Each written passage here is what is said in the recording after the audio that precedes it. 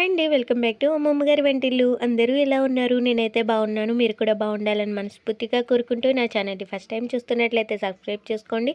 ఇప్పటి వరకు సబ్స్క్రైబ్ చేసుకుని సపోర్ట్ చేస్తున్న ప్రతి ఒక్కరికి కూడా థ్యాంక్ యూ సో మచ్.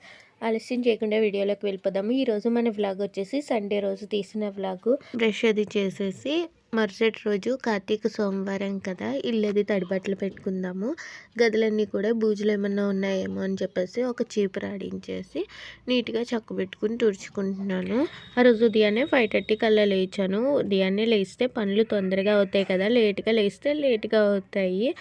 అలానే తొందరగా లేచాను కదా, ముందు గుమ్మాలు తుడుచుకునేటప్పుడే చక్క పెట్టుకుని తుడిచేసుకుంటే తడిబట్టలు పెట్టేసుకుని ఆ తర్వాత పూజ చేసుకుందామని ఎర్లీ మార్నింగ్ పనులు అయితే మొదలుపెట్టాను. గదులు, వంటగది అది కూడా దులపడం అయిపోయింది. హాల్ కూడా దులిపేసి తుడిచేసుకుంటే లైన్గా తడిబట్టలు అయితే పెట్టుకుంటాను.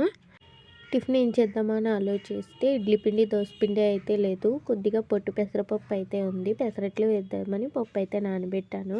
పెసరపప్పుతో పాటు కొన్ని బియ్యం కూడా వేసాను. ఇలా బియ్యం వేసుకుంటే పెసరట్టు మెత్తగా కాకుండా కొంచెం క్రిస్పీగా బాగుంటుంది. లేచిన వెంటనే పప్పు అయితే నానబెట్టేసాను. ఇప్పుడు పప్పు కడిగేసుకొని గ్రైండ్ చేసేసి ఒక సైడ్కి పెట్టేసుకుంటే ఆయన ఫ్రెష్ అయ్యి వచ్చిన తర్వాత టిఫిన్ వేద్దాం కదా అని చెప్పేసి పెసరపప్పు కడిగేసి మిక్సీలో వేసి గ్రైండ్ చేసేసాను. అందులోకి అల్లం, పచ్చిమిర్చి కూడా వేసేసి గ్రైండ్ చేస్తాను. పెసరట్టుకి పెసరపప్పులో ఉన్న పొట్టుని మొత్తం తీసేన అవసరం లేదు. కొంచెం ఒక 2-3 టైమ్స్ కడిగేసుకుని గ్రైండ్ చేసేసుకుంటే సరిపోతుంది. అదే పెసర పునుకులకి అయితే మొత్తం పొట్టు తీసి కడగాలంట. నేనైతే ఎప్పుడు పెసర పునుకులు వేయలేదు. అమ్మ అయితే చెప్పింది అలా పొట్టు ఉంచి వేసుకుంటే నూనె లాగేస్తాయి అని చెప్పేసి. ఇంకా పెసరట్టుకే కదా అని చెప్పేసి ఫాస్ట్గా పప్పు ఆడేసి అలా బయటే ఉంచేసుకుంటే ఇరిగిపోతుందని ఫ్రిడ్జ్లో పెట్టేసుకుని బట్టలు నానబెట్టేసుకుని బట్టలు ఉతికేసి ఆ తర్వాత తడి బట్టలు అయితే పెట్టుకుంటున్నాను. తడి బట్టలు పెట్టుకునే వాటర్లో ఉప్పు వేసుకుని పెట్టుకుంటే మంచిదంట. అందుకని తడి బట్టలు పెట్టేటప్పుడు అందులోకి కొంచెం ఉప్పు అలానే కొంచెం షాంపూ వేసి పెడతాను. అలా అయితే టైల్స్ చాలా నీట్గా కనిపిస్తాయి. పెట్టిన కూసేపటి వరకు చాలా నీట్గా కనిపిస్తాయి. మళ్ళీ మనం అటు ఇటు తిరుగుతూ ఉండడం వల్ల మళ్ళీ అసలు తడిబట్టు పెట్టలేనట్టే అయిపోతాయి మా టైల్స్ అయితే. ఫస్ట్ 2 గదులు తడిబట్టు పెట్టేసి ఆ తర్వాత వంటగది, హాల్ కూడా తడిబట్టు పెట్టేసుకుంటున్నాను.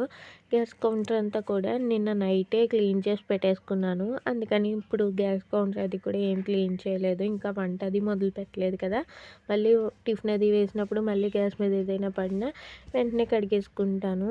ఇంకా లోపల తడిబట్టలు అది అయిపోయిన తర్వాత వాకిలి అది కూడా తుడిచేసుకొని నీట్గా కల్లాపు చిమ్ముకుని ముగ్గు వేసుకుందామని వాకిలి అయితే తుడుచుకుంటున్నాను. ఒక 10 డేస్ నుంచి వేపాకులు చాలా ఎక్కువగా రాలుతున్నాయి. మార్నింగ్ ఎంత నీట్గా తుడిచేసినా మళ్ళీ ఈవినింగ్కి తుడవలేనట్టే అయిపోతుంది.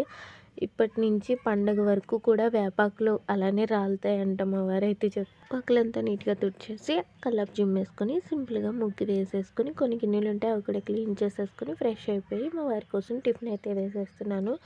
సన్నగా కట్ చేసిన ఉల్లిపాయ ముక్కలు, జీలకర్ర అయితే వేసుకున్నాను. అల్లం అది కూడా వేసుకోవచ్చు, పిండిలోనే వేసేసాను. ఇంకా తర్వాత కొంచెం నెయ్యి వేసుకుని కాల్చుకుంటున్నాను. పెసరట్లో వెన్నపూస వేసుకుని కాల్చుకుంటే ఇంకా టేస్ట్ చాలా బాగుంటాయి. వెన్నపూస లేదు కదా, నెయ్యి ఉందని నెయ్యి వేసి కాల్చేసి మా వారికి టిఫిన్ పెట్టేసి ఆ తర్వాత దేవుడి దగ్గర సామాన్లు అవన్నీ కూడా నీట్గా క్లీన్ చేసేసి దేవుడి దగ్గర అన్నీ సర్దేసి దీపారాధన చేసుకొని నేను కూడా టిఫిన్ చేసేసి రెడీ అయ్యి మా పెద్దనాన్నగారు మనవరాలు బర్త్డే ఫంక్షన్ అయితే ఉంది, అక్కడికైతే వెళ్ళాము. అక్కడ మేము వెళ్ళేసరికి కేక్ కటింగ్ అది అయిపోయింది. రిలేటివ్స్ అందరూ కూడా ఫొటోస్ దిగడానికి అయితే వస్తున్నారు.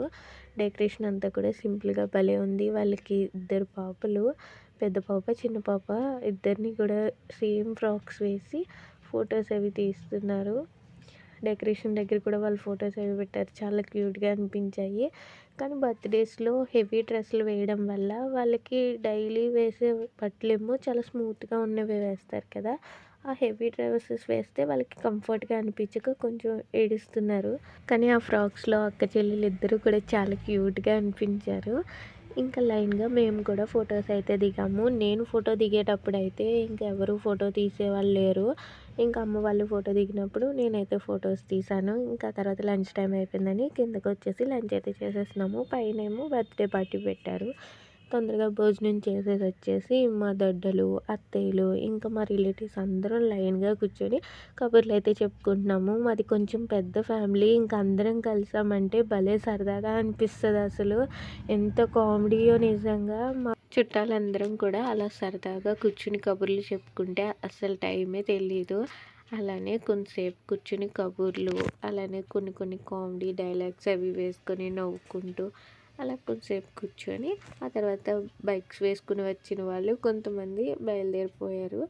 ఇంకా అలా మేము కూడా మా వదిన వాళ్ళైతే స్టేజ్ ఖాళీ అయిందని చెప్పేసి కొన్ని ఫొటోస్ తీసుకుంటానంటే కొన్ని ఫొటోస్ అయితే తీసాము. వాళ్ళకి కూడా స్వీట్ మెమరీస్ లాగా ఉంటాయి కదా, పిల్లలకి అదొక సరదా.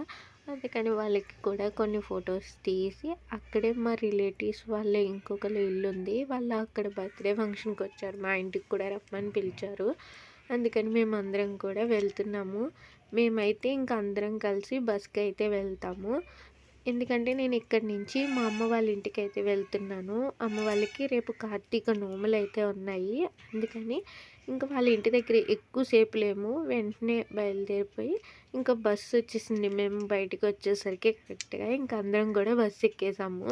మా శివాని ఏమో బస్సులో చివరిని కూర్చుంటానని, చిన్నది కదా చివరిలో కూర్చుంటే మళ్ళీ దిగేటప్పుడు అది కూడా భయం కదా అని చెప్పేసి ఫ్రంట్ కూర్చోమంటే కోపమించి కాకినాడ నుంచి మా ఊరు వచ్చేంత వరకు కూడా అలా నించునే ఉంది.